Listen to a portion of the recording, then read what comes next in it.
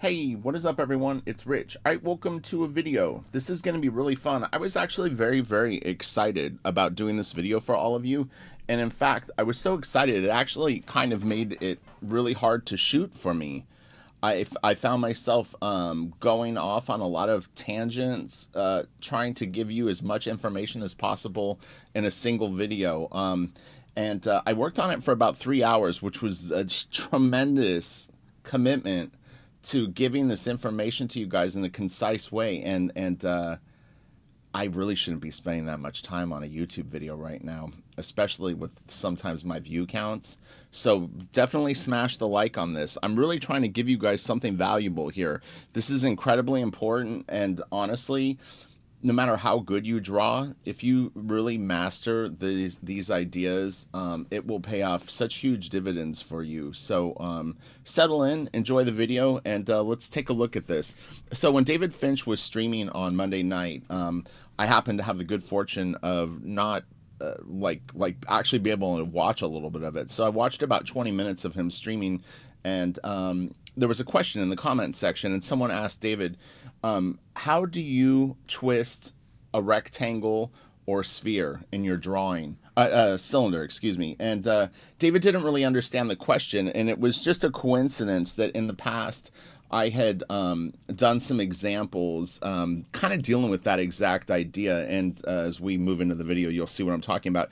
But how I explained it in the comments section really quickly, in fact, was I said, if you picture holding one of those white plastic erasers, like one of those Japanese erasers that's a rectangle shape, and twisting the top of it one direction and twisting the bottom of it another direction, that was what I think the person was asking to show in a drawing. How do you deal with that? Which, as you'll see as I move along into this video, really will help you draw many things with this concept, because your body is basically hard shapes that are cylindrical, some are spherical, and most are, well, not most, but two of your biggest masses are essentially rectangles with slightly tweaked edges. But yeah, so anyway, so let's get into this. So here's a rectangle, looking at it straight on. We have a front view here. Let me do it in color, because I know sometimes you can't see the cursor. So, sorry. God damn it, you fucking thing. I try not to curse in these videos, but I get so fired up. Front view, side view, and then this is just a thicker side view, which is really what we'll kind of be dealing with as we move along. But anyway, if you wanted to picture a side view. And then the other thing that I would recommend is you have to understand this really quickly. All of these shapes are very flat, and in fact, I'm going to recommend that you don't use these in your drawings at all. And you're like, what, Rich? This lesson is already taking a turn for the worst. What the hell are you talking about?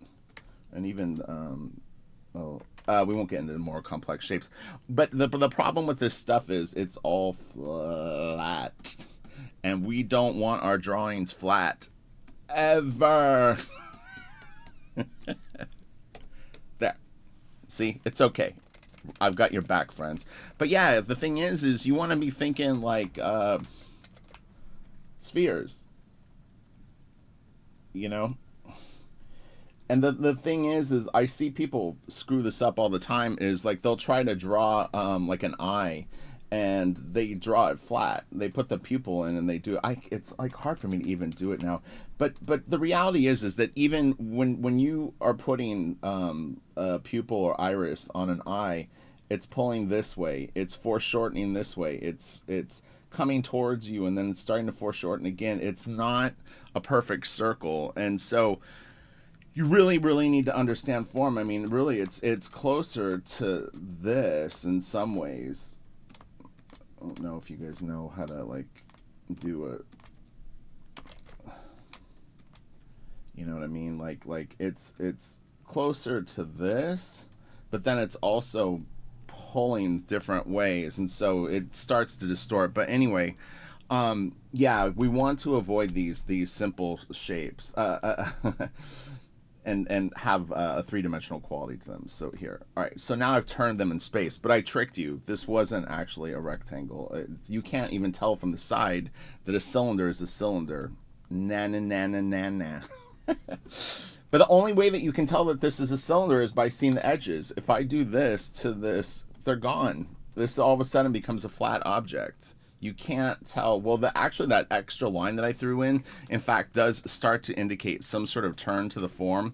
But if you were going to put rendering lines on this, what happens is they'll be more spaced out here, but as the cylinder starts to curve around into space, they get tighter together. And there's hot shots that are watching this video right now, and they go, I fucking know all this shit. This is stupid. Fuck Rich. These are lessons for children that really aren't. All right, so now we start to get into some more meat and potatoes.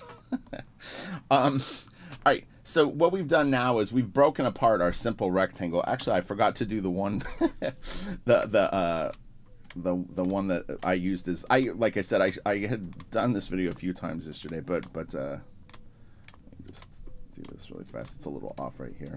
Sorry, when I do these quick, sometimes they'll be a little bit warped. Just understand that this should be like a nice 2-point perspective. But yeah, I mean, the first thing we want to do is break it apart. So this would be the simplest iteration of this. Is this right here? So you know what I mean. It's still lined up to itself, but we're seeing it, and this actually is off. It would the vanishing point would still be the same for this. So this is a little deceiving. But anyway, somewhere this way there's a vanishing point. Somewhere over here there's a vanishing point, ish. But yeah, so take your simple rectangle and then start to break it apart. You know, and you could even do it like that if you wanted. But then what I did next is I kinked them, or I don't know which. You could go in any order you want, really. Like, so this is 3-point perspective.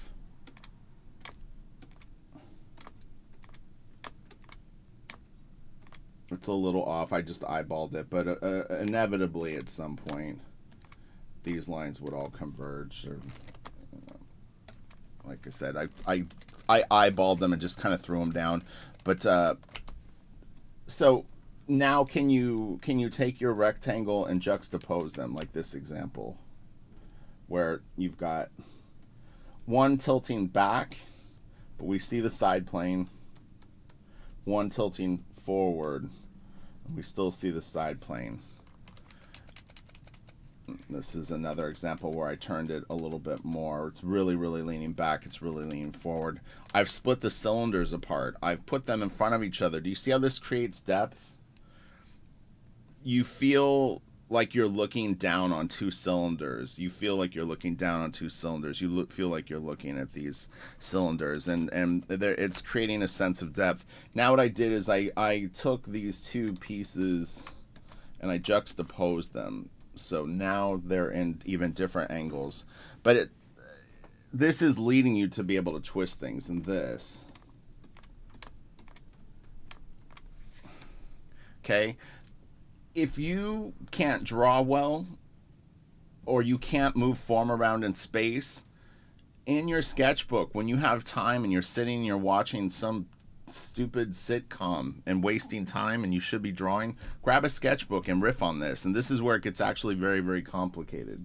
Trickier, I'll say, maybe not very complicated, is now I start to bend them and twist them. Is, like I said, like if you took an eraser that was malleable and you could not only bend it, you could not only twist it, but you could actually bend the forms. The human body actually does have some flexibility, and it can actually bend, but it's essentially the same idea. It's like I'm just taking these solid shapes, like I'm taking my rectangle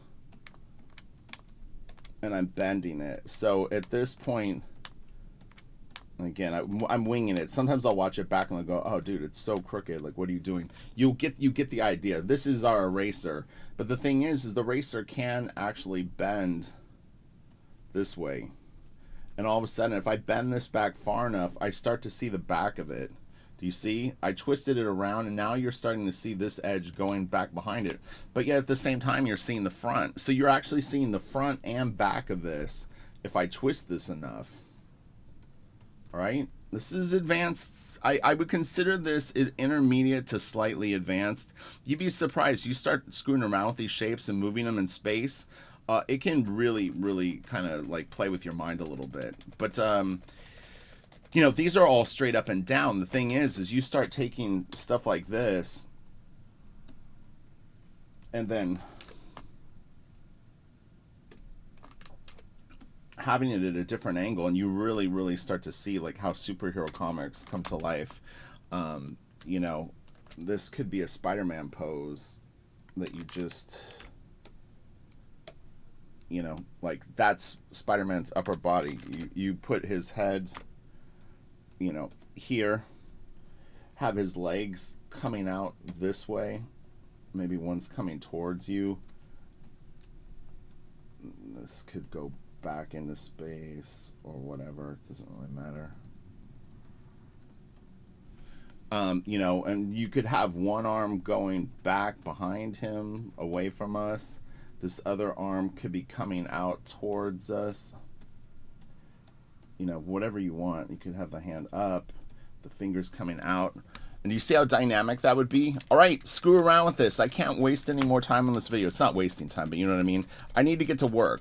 Like, the clock is ticking for me for a few reasons, but I don't want to go back and have to take inking jobs, so we need Blaster Kid ready to launch. Try this out. Look at these examples. If you're on Patreon, I'm going to actually save this PDF, PSD, and you will have the unflattened version of it that you can access and try to play around with this idea, and you'll have all the examples. So it'll be, all the layers will be there. All right, have a great day. I love you all, and yeah, goof around with this. It will definitely pay off huge dividends for you. All right, later.